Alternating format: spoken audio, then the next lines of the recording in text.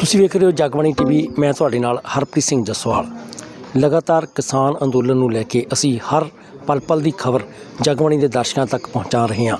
ਅੱਜ ਦੇਸ਼ ਦੇ ਪ੍ਰਧਾਨ ਮੰਤਰੀ ਨਰਿੰਦਰ ਮੋਦੀ ਵੱਲੋਂ 2000 ਰੁਪਈਆ ਕਿਸਾਨਾਂ ਦੇ ਖਾਤੇ ਦੇ ਵਿੱਚ ਪਾਇਆ ਜਾ ਰਿਹਾ, ਜਿਸ ਨੂੰ ਆਮ ਆਦਮੀ ਪਾਰਟੀ ਵੱਲੋਂ ਇੱਕ ਜੁਮਲਾ ਦੱਸਿਆ ਜਾ ਰਿਹਾ।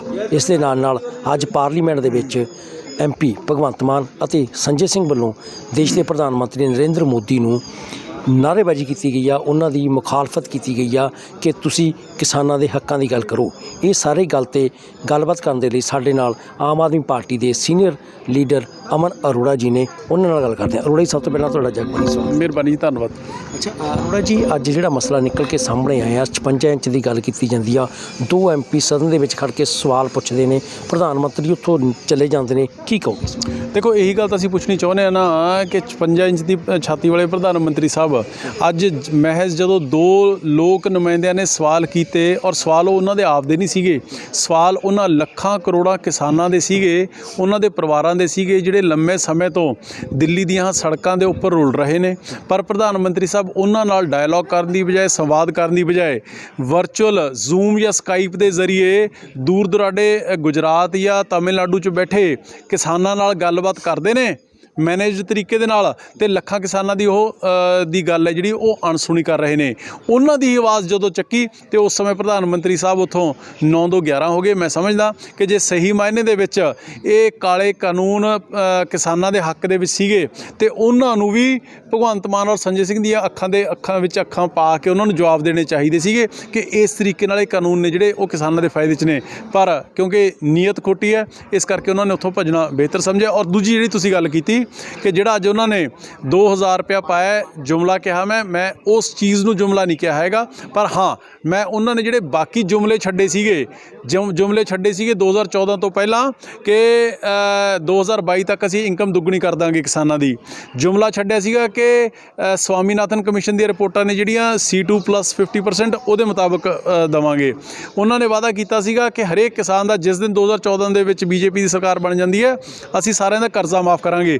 ਉਹ ਜੁਮਲੇ ਸਾਬਤ ਹੋਏ ਨੇ। ਮੈਂ ਇੰਨਾ ਜ਼ਰੂਰ ਕਹਿਣਾ ਕਿ ਜੇ ਇਹਨਾਂ ਨੇ ਆਪਦੇ ਇਹੀ ਵਾਅਦੇ ਪੂਰੇ ਕੀਤੇ ਹੁੰਦੇ, ਸਵਾਮੀਨਾਥਨ ਕਮਿਸ਼ਨ ਦੀਆਂ ਰਿਪੋਰਟਾਂ ਮੁਤਾਬਕ ਕਿਸਾਨਾਂ ਨੂੰ ਡੂਢਾ ਇਨਕਮ ਹੈ ਜਿਹੜੀ ਉਹ ਹੋਈ ਹੁੰਦੀ, ਅਤੇ ਲੋਕਾਂ ਨੂੰ, ਕਿਸਾਨਾਂ ਨੂੰ ਪ੍ਰਧਾਨ ਮੰਤਰੀ ਦੇ ਅੱਗੇ 2-2 ਹਜ਼ਾਰ ਲੈਣ ਵਾਸਤੇ ਐਂ ਕਰਨ ਦੀ ਕੀ ਲੋੜ ਸੀਗੀ। ਸੋ ਇਸ ਕਰਕੇ ਆਪਦੇ ਪੈਰਾਂ 'ਤੇ ਖੜ੍ਹਾ ਕਰਨਾ ਚਾਹੀਦਾ ਕਿਸਾਨਾਂ ਨੂੰ, ਨਾ ਕਿ ਉਹਨਾਂ ਨੂੰ ਕੇਂਦਰ ਸਰਕਾਰ ਨੂੰ ਆਪਦੇ ਉੱਪਰ ਮੁਹਤਾਜ ਬਣਾਉਣਾ ਚਾਹੀਦਾ। ਬਹੁਤ ਸਾਰੀਆਂ ਹੋਰ ਵੀ ਤੁਸੀਂ ਗੱਲਾਂ ਕੀਤੀਆਂ ਸੀ, ਜਿਨ੍ਹਾਂ ਦੇ ਬੱਚੇ ਦੱਸਿਆ ਸੀ ਕਿ ਸੈਂਟਰਲਾਈਜ਼ ਕਰਕੇ ਕੇਂਦਰ ਸਰਕਾਰ ਤਾਕਤ ਆਪਣੇ ਕੋਲੇ ਰੱਖਣੀਆਂ ਚਾਹੁੰਦੀ ਆ।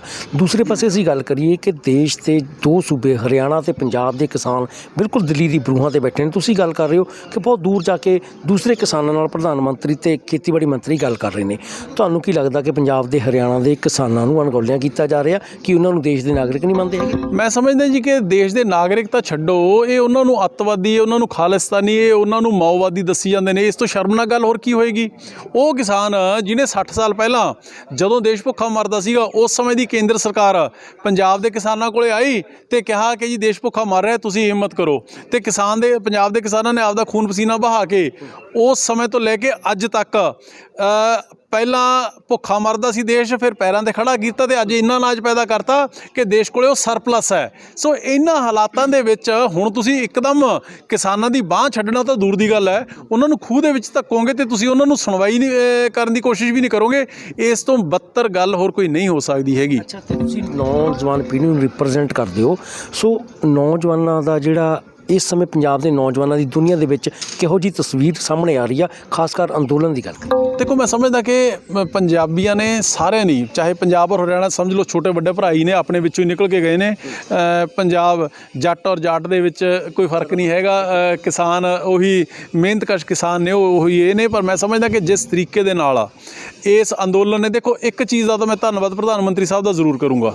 ਉਹ ਇਸ ਗੱਲ ਦਾ ਕਰੂੰਗਾ ਕਿ ਉਹ BJP, ਉਹ ਕੇਂਦਰ ਸਰਕਾਰ, ਉਹ ਪ੍ਰਧਾਨ ਮੰਤਰੀ ਜਿਨ੍ਹਾਂ ਦੀ ਹੁਣ ਤੱਕ ਸਿਆਸਤ ਹੀ ਪਾੜੋ ਅਤੇ ਰਾਜ ਕਰੋ ਵਾਲਾ ਲੜਾਉਣ ਦੀ ਰਹੀ ਹੈ, ਮੰਦਰ ਮਸਜਿਦ ਦੇ ਨਾਂ ਦੇ ਉੱਤੇ, ਹਿੰਦੂ ਮੁਸਲਮਾਨ ਦੇ ਨਾਂ ਦੇ ਉੱਤੇ, ਇਸ ਇੱਕ ਅੰਦੋਲਨ ਨੇ ਪੰਜਾਬੀਆਂ ਨੂੰ ਹਰਿਆਣਵੀਆਂ ਨਾਲ, ਜਾਟਾਂ ਨੂੰ ਜੱਟਾਂ ਦੇ ਨਾਲ, SC ਹਿੰਦੂ ਮੁਸਲਿਮ ਜੱਟ ਸਾਰੀਆਂ ਕਮਿਊਨਿਟੀਜ਼ ਨੂੰ ਇੱਕ ਮੁੱਠ ਕਰ ਦਿੱਤਾ। ਜਿੰਨੇ SYL ਦੇ ਰੌਲੇ ਪਾਉਂਦੇ ਸੀਗੇ ਲੀਡਰ ਲੋਕ, ਜਿੰਨਿਆਂ ਹਿੰਦੀ ਬੋਲਦੇ ਇਲਾਕਿਆਂ ਦੇ ਰੌਲੇ ਪਾਉਂਦੇ ਸੀਗੇ, ਜਿੰਨਾ ਚੰਡੀਗੜ੍ਹ ਦੇ ਰੌਲੇ ਪਾਉਂਦੇ ਸੀਗੇ, ਤੇ ਅੱਜ ਵੀ BJP ਦੇ ਲੀਡਰ ਹਰਿਆਣੇ 'ਚ ਉਹੀ ਕਰ ਰਹੇ ਨੇ ਕਿ ਜੀ SYL ਵਾਸਤੇ ਧਰਨਾ ਲਾ ਰਹੇ ਨੇ। ਉਹ ਲੋਕ ਡਾਂਗਾ ਲੈ ਕੇ ਜਦੋਂ ਮਗਰ ਪੈ ਗਏ ਕਿ ਹੁਣ ਤੁਹਾਨੂੰ SYL ਯਾਦ ਆ ਗਈ, ਉਹ ਜਿਹੜੀ ਤੁਸੀਂ ਪਾਣੀ ਦੀ ਗੱਲ ਕਰਦੇ ਹੋ, ਹਰਿਆਣੇ ਦੇ ਕਿਸਾਨਾਂ ਨੇ ਆਪਦੇ ਪੰਜਾਬੀ ਭਰਾਵਾਂ ਲਈ ਉੱਥੇ ਦੁੱਧ ਦੀਆਂ ਨਹਿਰਾਂ ਵਹਾ ਰੱਖੀਆਂ ਨੇ, ਤੇ ਸਿਰਫ ਔਰ ਸਿਰਫ ਪਾੜਨ ਵਾਲੀਆਂ ਗੱਲਾਂ ਕਰਦੇ ਨੇ। ਇੱਕ ਜਿਹੜੀ ਭਾਈਚਾਰਕ ਸਾਂਝ ਇਹਨਾਂ ਦੋ ਸਟੇਟਾਂ ਦੀ ਖਾਸ ਤੌਰ 'ਤੇ ਦੇਖਣ ਸਾਹਮਣੇ ਆਈ ਹੈ। ਇੱਕ ਮੈਂ ਸਮਝਦਾ ਕਿ ਇੱਕ ਜੇ ਕਹਿੰਦੇ ਨੇ ਵੀ ਹਰੇਕ ਪੋਜ਼ੀਟਿਵ ਦੇ ਨੈਗੇਟਿਵ ਦੇ ਨਾਲ ਪੋਜ਼ੀਟਿਵ ਜੁੜਿਆ ਹੁੰਦਾ। ਹਾਂ ਠੀਕ ਹੈ, ਸੰਘਰਸ਼ ਕਰਨਾ ਪੈ ਰਿਹਾ, ਆਪਦੇ ਹੱਕਾਂ ਦੀ ਲੜਾਈ ਦੇ ਲਈ ਪੰਜਾਬੀ ਲੜਦੇ ਆਏ ਨੇ, ਲੜਦੇ ਰਹਿਣਗੇ, ਪਰ ਇੱਕ ਬੇਮਿਸਾਲ ਚੀਜ਼ ਹੈ ਜਿਹੜੀ ਉਹ ਅੱਜ ਦੁਨੀਆ ਦੇਖ ਰਹੀ ਹੈ ਖੜ ਕੇ। ਅਰੋੜਾ ਜੀ, ਇੱਕ ਗੱਲ ਤੁਸੀਂ ਵੀ ਕਹਿ ਰਹੇ ਹੋ ਕਿ ਜਦੋਂ ਤੋਂ ਪ੍ਰਧਾਨ ਮੰਤਰੀ ਕਾਲੇ ਕਾਨੂੰਨ ਲੈ ਕੇ ਆਏ ਨੇ, ਕੇਂਦਰ ਸਰਕਾਰ ਲੈ ਕੇ ਆਈ ਆ, ਅਮਾਨੀ ਤੇ ਅੰਡਾਨੀ ਨੂੰ ਦੋਸ਼ੀ ਮੰਨਿਆ ਜਾ ਰਿਹਾ ਬਰਾਬਰ ਦਾ, ਉਹਨਾਂ ਦੀ ਜਿਹੜੀ ਬਾਈਕਾਟ ਕੀਤਾ ਜਾ ਰਿਹਾ ਚੀਜ਼ਾਂ ਦਾ। ਸੋ ਹੁਣ ਜਿਹੜਾ ਅੱਜ ਸਟੇਟਮੈਂਟ ਜਾਰੀ ਹੋਈ ਹੈ ਕੈਪਟਨ ਅਮਰਿੰਦਰ ਸਿੰਘ ਵੱਲੋਂ, ਉਹਨਾਂ ਨੇ ਕਿਹਾ ਕਿ ਤੁਸੀਂ ਨੁਕਸਾਨ ਨਾ ਪਹੁੰਚਾਓ ਜਿਸ ਦੇ ਨਾਲ ਆਉਣ ਵਾਲੇ ਸਮੇਂ ਦੇ ਵਿੱਚ ਲੋਕ ਇੱਥੇ ਨਿਵੇਸ਼ ਨਹੀਂ ਕਰਨਗੇ। ਤੁਸੀਂ ਇਸ ਬਿਆਨ ਨੂੰ ਕਿਸ ਤਰ੍ਹਾਂ ਪੋਲੀਟੀਕਲ ਦੇਖਦੇ ਹੋ? ਦੇਖੋ ਹਰੇਕ ਚੀਜ਼ ਪੋਲੀਟੀਕਲੀ ਦੇਖਣ ਦੀ ਨਹੀਂ, ਮੈਂ ਵੈਸੇ ਵੀ ਜੇ ਆਪਾਂ ਲੌਜੀਕਲੀ ਦੇਖੀਏ ਤੇ ਨੰਬਰ 1 2-3 ਚੀਜ਼ਾਂ ਨੇ ਇਸ ਦੇ ਵਿੱਚ। ਨੰਬਰ 1 ਤਾਂ ਮੈਂ ਇਸ ਗੱਲ ਦੇ ਬਿਲਕੁਲ ਹਾਮੀ ਨਹੀਂ ਭਰਦਾ ਕਿ ਕੋਈ ਵਿਅਕਤੀ ਕਾਨੂੰਨ ਆਪਦੇ ਹੱਥ ਦੇ ਵਿੱਚ ਲਵੇ, ਨੰਬਰ 1। ਨੰਬਰ 2, ਇਹ ਗੱਲ ਵੀ ਚਲੋ CM ਸਾਹਿਬ ਦੀ ਕੁਛ ਹੱਦ ਤੱਕ ਠੀਕ ਹੈ ਕਿ ਜੇ ਇਸ ਤਰੀਕੇ ਦਾ ਲੋਕ ਸਿੱਧੇ ਤਰੀਕੇ ਦੇ ਨਾਲ ਜੇ ਕੋਈ ਬਿਜ਼ਨਸ ਇਨਵੈਸਟਮੈਂਟ ਲੈ ਕੇ ਆਉਣੀ ਚਾਹੁੰਦਾ, ਇਮਾਨਦਾਰੀ ਵਾਲੀ, ਕਰੋਨੀ ਕੈਪੀਟਲਿਜ਼ਮ ਨਹੀਂ, ਕਰੋਨੀ ਕੈਪੀਟਲਿਜ਼ਮ ਇਜ਼ ਅਡਾਨੀ ਔਰ ਅੰਬਾਨੀ, ਉਹ ਜਿਹਾ ਨੂੰ ਜੇ ਦੂਰ ਰੱਖ ਕੇ ਜੇ ਸਟੇਟ ਦੀ ਇਮੇਜ ਮਾੜੀ ਹੁੰਦੀ ਹੈ ਤੇ ਉਹ ਨਹੀਂ ਹੋਣੀ ਚਾਹੀਦੀ ਹੈਗੀ। ਨੰਬਰ 2।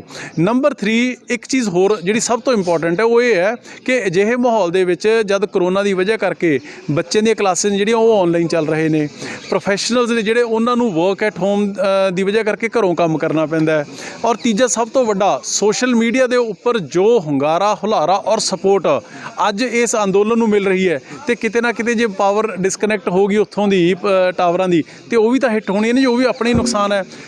ਇਸ ਤੋਂ ਬਿਹਤਰ ਇਹ ਹੈ ਕਿ ਹਰੇਕ ਵਿਅਕਤੀ ਨੂੰ ਕੋਸ਼ਿਸ਼ ਕਰਨੀ ਚਾਹੀਦੀ ਕਿ ਆਪਦੇ ਜਿਹੜੇ ਪੋਰਟ ਕਰਾਓ ਕਿਸੇ ਦੂਸਰੀ ਕੰਪਨੀ ਦੇ ਵਿੱਚ, ਉਹ ਜਾਇਜ਼ ਹੈ, ਉਹ ਹਰੇਕ ਬੰਦੇ ਦਾ ਰਾਈਟ ਹੈ, ਉਹ ਕਰਾਉਣ, ਪਰ ਘੱਟੋ ਘੱਟ ਕਾਨੂੰਨ ਨੂੰ ਆਪਦੇ ਹੱਥ ਦੇ ਵਿੱਚ ਨਾ ਲੈਣ। ਇਸ ਗੱਲ ਨਾਲ ਮੈਂ ਸਹਿਮਤ ਹਾਂ। ਲਾਸਟ ਕੁਐਸਚਨ ਹੈ ਜੀ ਇੱਕ ਅਰੋੜਾ ਜੀ, ਜੋ ਅੱਜ ਪੈਸੇ ਵੰਡੇ ਗਏ ਸੀਗੇ ਉਹਦਾ ਬਹੁਤ ਜਗ੍ਹਾ BJP ਵਾਲਿਆਂ ਨੇ ਲੱਡੂ ਵੰਡ ਕੇ ਸਵਾਗਤ ਕੀਤਾ, ਲੇਕਿਨ ਬਠਿੰਡਾ ਤੇ ਜਲੰਧਰ ਦੇ ਵਿੱਚ ਬਹੁਤ ਭਾਰੀ ਵਿਰੋਧ ਹੋਇਆ। BJP ਫਿਰ ਅਸੀਂ ਕਹਿੰਦੀ ਹੈ ਕਿ ਪੰਜਾਬ ਦੇ ਵਿੱਚ ਇਲੈਕਸ਼ਨਾਂ ਜਿੱਤ ਜਾਵਾਂਗੇ। ਤੁਹਾਨੂੰ ਲੱਗਦਾ ਕਿ ਉਹਨਾਂ ਨੂੰ ਘਰਾਂ 'ਚੋਂ ਲੋਕ ਬਾਹਰ ਨਿਕਲਣਗੇ? ਨਹੀਂ, ਮੈਨੂੰ ਲੱਗਦਾ ਜੀ ਉਹਨਾਂ ਨੂੰ EVM ਦੇ ਉੱਪਰ ਕਾਫੀ ਵਿਸ਼ਵਾਸ ਹੈ, ਇਸੇ ਕਰਕੇ ਉਹ ਇਸ ਤਰ੍ਹਾਂ ਦੇ ਕਲੇਮ ਕਰਦੇ ਨੇ। ਨਹੀਂ, ਲੋਕਤੰਤਰ ਦੇ ਵਿੱਚ ਲੋਕ ਵੱਡੇ ਹੁੰਦੇ ਨੇ, ਤੇ ਜਿਹੜੀ ਚੀਜ਼ ਲੋਕਾਂ ਦੇ ਹੱਥ ਹੈ ਉਹ ਤੁਸੀਂ 1.25 ਸਾਲ ਪਹਿਲਾਂ ਹੀ ਦਮਗਜੇ ਮਾਰੀ ਜਾਓ ਕਿ ਜੀ ਅਸੀਂ ਇਲੈਕਸ਼ਨਾਂ ਜਿੱਤ ਜਾਵਾਂਗੇ, ਤੇ ਫਿਰ ਉਹਨਾਂ ਕੋਲ ਕੋਈ ਸ਼ੋਰ ਸ਼ਾਰਟ ਤਰੀਕਾ ਹੋਊਗਾ, ਤੇ ਸ਼ੋਰ ਸ਼ਾਰਟ ਤਰੀਕਾ ਜਿਹੜਾ ਉਹ ਮੈਂ ਸਮਝਦਾ ਕਿ EVM ਹੀ ਹੈ। Every vote for Modi EVM means. Thank you.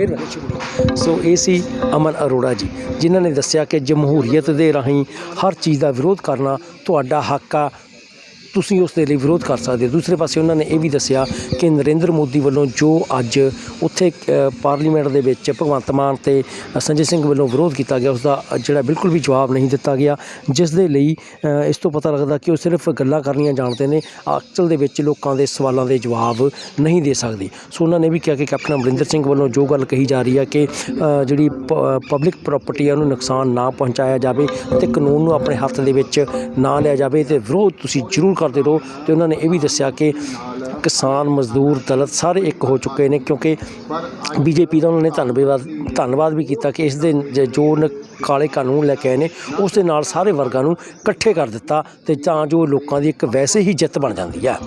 Harpreet Singh Jaswal, Punjab Kesari, Jagbani TV, Chandigarh.